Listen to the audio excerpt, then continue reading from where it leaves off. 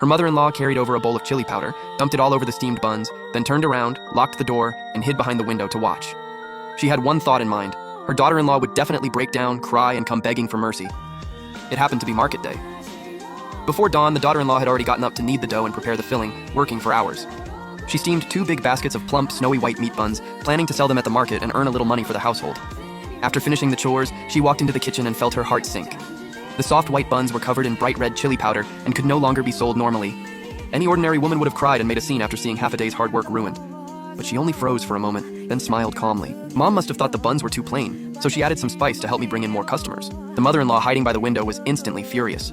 She wanted to see her daughter-in-law lose control, then use it to force her to back down. But she never expected the woman to stay so calm. With one sentence, all her scheming fell apart. For years, the mother-in-law had been unable to let go of her resentment. Her son worked away from home, and she always felt her daughter-in-law had stolen his love. So day after day, she picked fights and made things hard for her. The daughter-in-law never argued, only quietly cleaned up the mess. Most people would have thrown all the buns away and taken the loss. But she was frugal by nature and refused to waste a single bit of food. She carefully peeled off the chili-covered outer layer, saved all the good meat filling, and came up with an idea: crispy, spicy pot stickers. The ruined buns turned into a brand new snack. Fresh out of the pan, the pot stickers were crispy outside, tender inside, spicy, savory, and filled the whole yard with aroma. The mother-in-law thought she was sure to lose money that day. Instead, the remade food became even more popular. Spicy pot stickers fresh off the pan. The spicy pot stickers felt fresh and new, drawing people in. In just 2 hours, they completely sold out. She made even more than she usually did selling regular buns. Watching from the shadows, the mother-in-law grew angrier and even more jealous, and soon came up with another nasty idea. That afternoon, while her daughter-in-law was watering the vegetable garden, she snuck into the room and hid the money the woman had saved for flour and ingredients in a gap under the roof tiles. She wanted to cut off her startup money so she could no longer run her small business. When the daughter-in-law came home and found the money gone, she knew who did it, but stayed calm and said nothing. With no money to buy supplies, she didn't sit around feeling defeated. She remembered the dried sweet potatoes and pickled vegetables she had made a few days earlier, packed them up, and took them to the market. Come try my homemade dried sweet potatoes and pickles. By the end of the day, she made far more selling side dishes than the money that had been hidden. The mother-in-law wanted to make her lose money, but ended up helping her find a new way to sell. The next day, the village announced that everyone had to help clean the mud from the river channel. Every household had to send someone to work. The mother-in-law wanted her daughter-in-law to suffer and be laughed at, so she hid her waterproof boots and handy shovel, leaving only torn cloth shoes and a heavy, rusty hoe.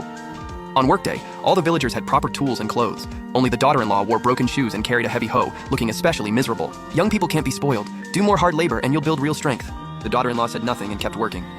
Mud covered her pant legs, her torn shoes filled with muddy water, yet she still worked faster and cleaner than everyone else.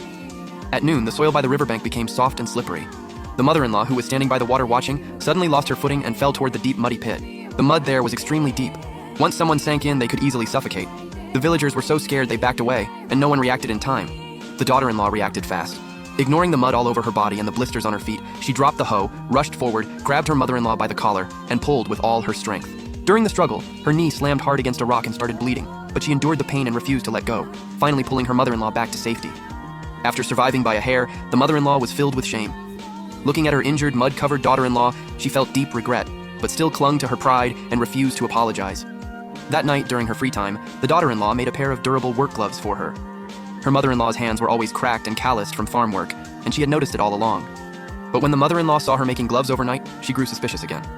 Thinking they were meant as a gift to show off her skills, she hid the unfinished gloves in a crack in the courtyard wall. The next morning, while sweeping by the wall, the mother-in-law accidentally found the gloves. Inside was a note. Mom works in the fields year-round. Hard labor makes your hands rough and easy to hurt. I made these gloves to protect your hands. May you be safe and free from pain. Those few simple lines shattered years of stubborn bitterness in the mother-in-law's heart.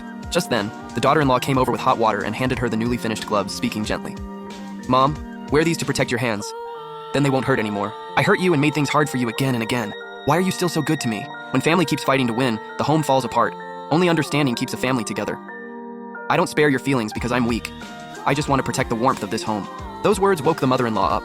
From then on, she let go of her bitterness, changed all her bad habits, and helped her daughter-in-law knead dough, prepare ingredients, do farm work, and run the stall. With the two women working together, business got better and better and the family's life kept improving. They became a good example praised by everyone in the village. These two are such a harmonious mother-in-law and daughter-in-law. Their life is getting better and better. The way you treat others always comes back around. Malice can't bring warmth. Kindness is what touches hearts. A family is never a battlefield. Only with patience and compromise can a home stay peaceful and prosper.